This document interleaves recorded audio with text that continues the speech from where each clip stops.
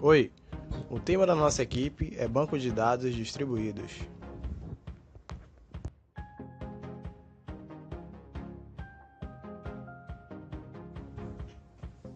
Meu nome é Danilo Reis.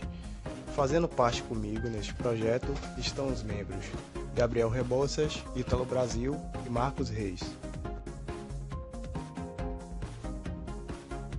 Somos alunos do curso Sistemas de Informação.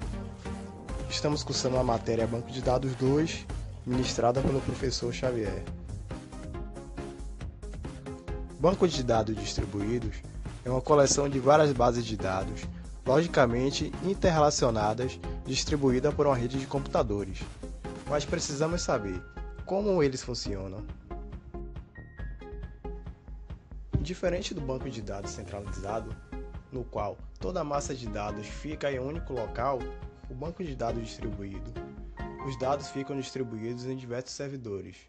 Esses servidores podem estar fisicamente próximos ou, em alguns casos, geograficamente distantes. Existem dois tipos de bancos, os homogêneos e os heterogêneos. Os homogêneos são compostos pelos mesmos tipos de bancos. Já os heterogêneos são aqueles que são compostos por mais de um tipo de banco de dados.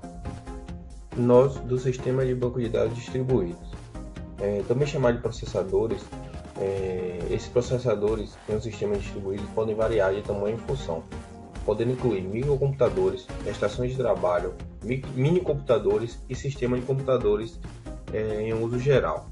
Como vocês podem ver na imagem, cada servidor tem o seu database, eles estão ligados entre si e cada estação de trabalho distribuída geograficamente está ligada a esses servidores. Isso que é um sistema de bancos de dados distribuídos.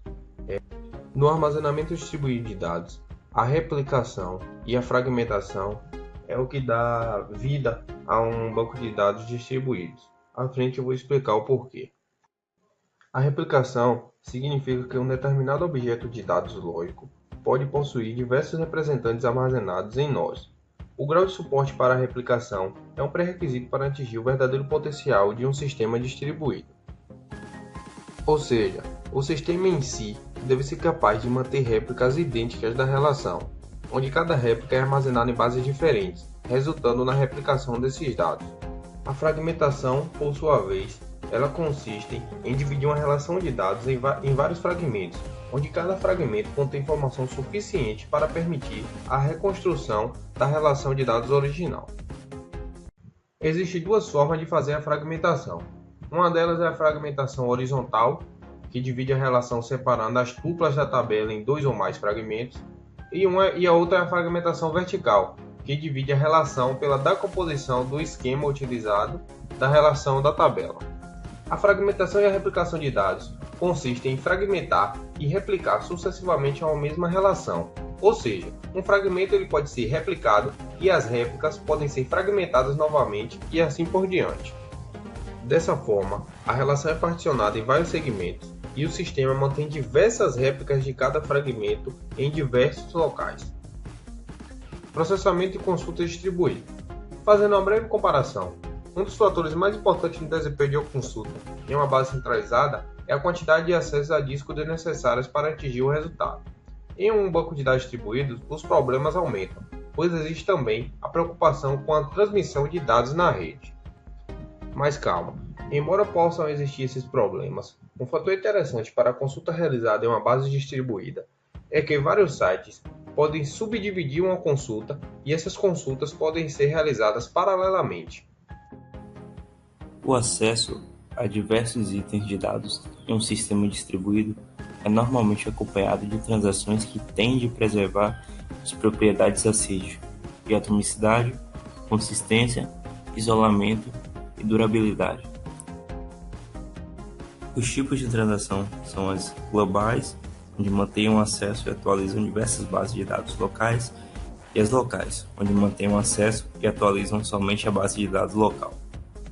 Dentre as funções adicionais dos bancos de dados distribuídos, podemos citar o rastreamento de dados, o processamento de consultas, o gerenciamento de transações, o gerenciamento de dados replicados, a recuperação do banco de dados, a segurança e o gerenciamento do seu diretório.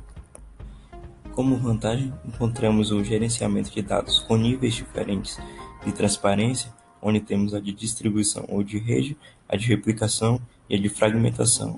Encontramos também a melhoria da confiabilidade e na disponibilidade, a melhoria no desempenho e expansão mais fácil.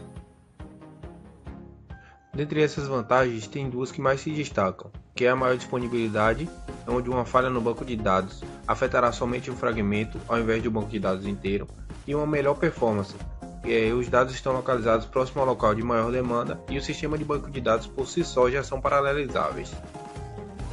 Neste tipo de banco de dados, também podemos encontrar falhas, tais como a de comunicação entre eles, de perda de mensagens e a do particionamento da rede. Cada um desses problemas deve ser considerados no projeto de recuperação de um banco de dados distribuído. Dentre as falhas, podemos também citar algumas desvantagens. A primeira é a complexibilidade, que um trabalho extra deve ser feito pelos DBAs para garantir que a distribuição do sistema seja transparente, e um trabalho extra deve ser feito para manter sistemas múltiplos diferentes, ao invés de um único. E outras desvantagens que pesam bastante é a inexperiência, que é a dificuldade no gerenciamento, a falta de padrões, ainda não se há metodologia não se há ferramentas ainda para ajudar o usuário a converter um SGBD centralizado para um SGBD. E sem contar que, além das dificuldades normais, um design de um banco de dados distribuídos tem que considerar a fragmentação dos dados, a alocação dos fragmentos em lugares específicos e a replicação desses dados, que no caso é o principal objetivo de um banco de dados distribuído. Bem, com isso chegamos ao fim do nosso trabalho. Esperamos aí ter ajudado vocês a entender como funciona um banco de dados distribuído. Até a próxima!